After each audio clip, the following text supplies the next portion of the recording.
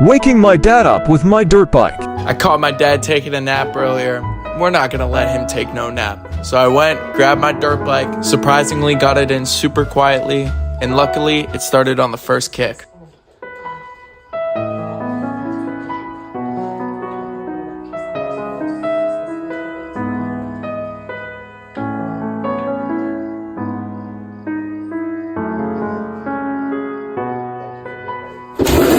And I knew he was gonna be ready to whoop my ass, so I got the hell out of there.